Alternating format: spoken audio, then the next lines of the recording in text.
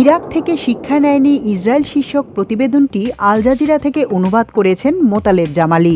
ইরানের বিরুদ্ধে ১৩ জুন নয়া যুদ্ধ শুরু করার ইসরায়েলের সিদ্ধান্ত একটি বিপর্যয়ের সূচনা মাত্র।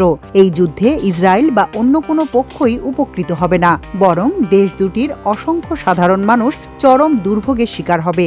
পাল্টাপাল্টি হামলায় ইতোমধ্যেই দুদেশেই অনেক সাধারণ মানুষ নিহত হয়েছে। ইরানে শীর্ষ কয়েকজন জেনারেল সহ নিহতের সংখ্যা ২৫০ জনের বেশি। ইসরায়েলে নিহতের সংখ্যা ২০ জন বলা হলেও প্রকৃত সংখ্যা আরও বেশি এবং হামলায় দেশটির বিভিন্ন অবকাঠামোর ব্যাপক ক্ষতি হয়েছে।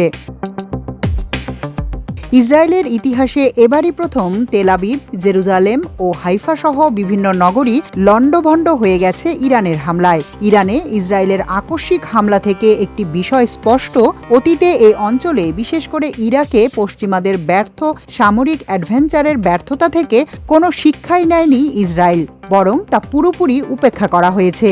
ইসরায়েলের প্রধানমন্ত্রী বেনিয়ামিন নেতানিয়াহু ইরানের হামলাকে দেশটির পরমাণু অস্ত্র তৈরির চেষ্টা থেকে বিরত রাখার আগাম প্রতিরোধমূলক পদক্ষেপ হিসেবে অভিহিত করেছেন। আর এটা করতে গিয়ে তিনি সাবেক মার্কিন প্রেসিডেন্ট জর্জ ডব্লিউ বুশ ও সাবেক ব্রিটিশ প্রধানমন্ত্রী টনি ব্লেয়ারের ইরাকে আগাম প্রতিরোধমূলক হামলার মতো কৌশলগত ভুলেরই পুনরাবৃত্তি ঘটিয়েছেন।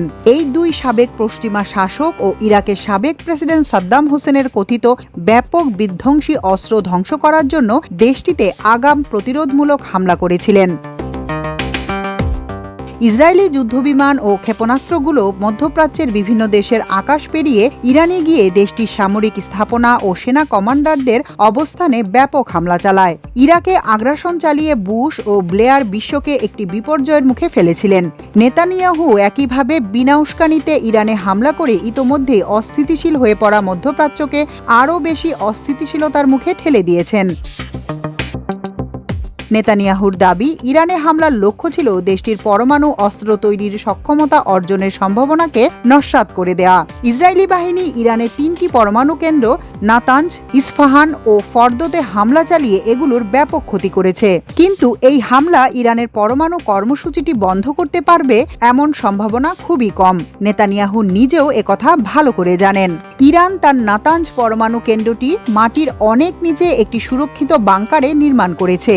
শক্তিশালী বাংকার বিধ্বংসী বোমা ছাড়া এই পরমাণু কেন্দ্র ধ্বংস করা কারও পক্ষে সম্ভব হবে না। এই পরমাণু কেন্দ্র স্থায়ীভাবে ধ্বংস করার মতো সামরিক শক্তি ও সক্ষমতা ইসরায়েলের নেই। যে বোমা দিয়ে এটি ধ্বংস করা সম্ভব তা শুধু যুক্তরাষ্ট্রই তৈরি করে। অনেক আগে থেকেই এই বোমা ইসরায়েলকে দিতে অস্বীকৃতি জানিয়ে আসছে যুক্তরাষ্ট্র।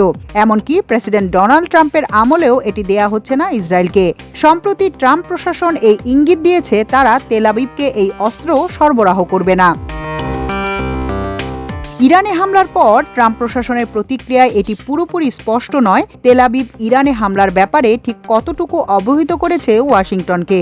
ইসরায়েলের প্রাথমিক হামলার পর মার্কিন পররাষ্ট্র দপ্তরের কর্মকর্তারা এই হামলা থেকে যুক্তরাষ্ট্রকে দূরে রাখার চেষ্টা করেন। তারা এই হামলাকে একতরফা ইসরায়েলি অভিযান বলে বর্ণনা করেন। কিন্তু এর কিছুক্ষণ পরই ট্রাম্প দাবি করেন তিনি ইরানে ইসরায়েলের হামলার ব্যাপারে পুরোপুরি অবহিত ছিলেন।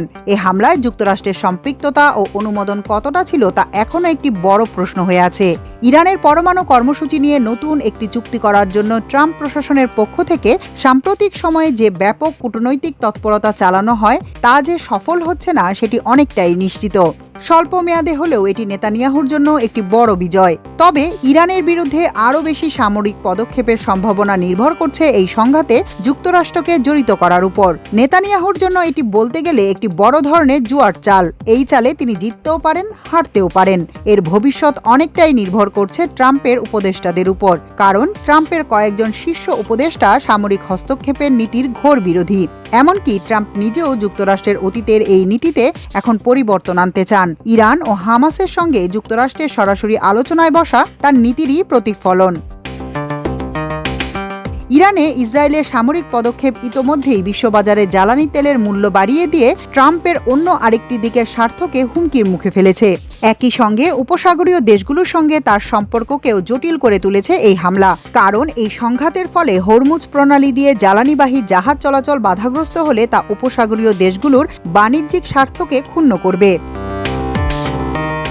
যদি দেখা যায় ইরানের সঙ্গে চলমান সংঘাতে ইসরায়েল জিতে যাচ্ছে, তাহলে ট্রাম্প এটাকে তার বিজয় হিসেবে দাবি করবেন। কিন্তু নেতানিয়াহুর কৌশল থেকে যদি এটা স্পষ্ট হয়ে ওঠে তিনি যুক্তরাষ্ট্রকে মধ্যপ্রাচ্যের আরেকটি যুদ্ধে জড়িয়ে ফেলার চেষ্টা করছেন, তখন ট্রাম্প আবার তাকে ছুঁড়ে ফেলবেন।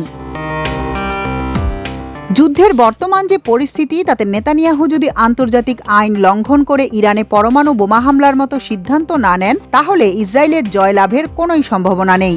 দেশটির বিজয়ী হওয়ার জন্য যুক্তরাষ্ট্রের সমর্থন ও সহযোগিতা অনিবার্য হয়ে পড়বে। এই যুদ্ধে নেতানিয়াহুর দ্বিতীয় টার্গেট হচ্ছে ইরানের সরকার পরিবর্তন করা, যা এখনো পর্যন্ত অনেক দূরের বিষয় বলেই প্রতীয়মান হচ্ছে। নেতানিয়াহু ইরানের জনগণকে তাদের বর্তমান ইসলামপন্থী শাসক গোষ্ঠীর বিরুদ্ধে রাজপথে নেমে আসার আহ্বান জানিয়েছেন। কিন্তু ইরানে ইসরায়েলের একতরফা সামরিক আগ্রাসনে ক্ষুব্ধ দেশটির সাধারণ মানুষ। তারা নেতানিয়াহুর ডাকে সাড়া দেবে এমন সম্ভাবনা নেই বললেই চলে। বরং এ হামলার পর ইরানের জনগণ তাদের সরকারের পরমাণু কর্মসূচির প্রতি জোরালো সমর্থন জানাবেন। কিন্তু ইসরায়েল যদি হামলা অব্যাহত রেখে ইরানে অস্থিতিশীল পরিস্থিতি সৃষ্টি করতে সক্ষম হয়, তা এই অঞ্চলে শান্তি ফিরিয়ে আনবে না। ইরাকে ইঙ্গো মার্কিন সামরিক আগ্রাসনে সাদ্দাম হোসেনের পতনের ঘটনা থেকে নেতানিয়াহুর শিক্ষা নেওয়া উচিত। সাদ্দাম হোসেনের পতনের পর রাষ্ট্র হিসেবে ইরাক কার্যত ভেঙে পড়ে এবং উগ্রপন্থী বিভিন্ন সংগঠনের জন্ম দেয়, যার অন্যতম হল ইসলামিক স্টেট বা আইএস। একথা নিশ্চিত করেই বলা যায়, ইরানে ক্ষমতার মসৃণ পালাবদল করার কোনো প্রাতিষ্ঠানিক সুযোগ ইসরায়েলের সামনে নেই। ইরান দখল করে সেখানে নিজেদের পছন্দের সরকার বসানোর মতো কোনো কিছু করার ক্ষমতা নেই নেতানিয়াহুর, কারণ দুই দেশের মধ্যে কোনো সীমান্ত নেই। এ ধরনের কোনো উদ্যোগ বাস্তবায়ন করতে গেলে যুক্তরাষ্ট্রের সরাসরি সামরিক হস্তক্ষেপ অপরিহার্য, কিন্তু ট্রাম্প প্রশাসনের আমলে তা ঘটবে বলে মনে হয় না, কারণ তারা এ ধরনের কোনো পদক্ষেপ নিলে যুক্তরাষ্ট্রের স্বার্থে ইরানের আঘাত হানার ঝুঁকি বেড়ে যাবে। অন্যভাবে বলতে গেলে নেতানিয়াহুর এই হামলা যুক্তরাষ্ট্রের সঙ্গে আলোচনা ভণ্ডুল করে দিয়ে ইরানের পরমাণু আকাঙ্ক্ষা অর্জনকে সাময়িক বিলম্বিত করবে। এটা ইসরায়েলের জন্য স্বল্পমেয়াদী কৌশলগত সুবিধা এনে দিতে পারে, কিন্তু একই সঙ্গে তা দীর্ঘমেয়াদে কৌশলগত বিপর্যয়ও বয়ে আনবে। মাল্টিমিডিয়া ডেস্ক, আমার দেশ।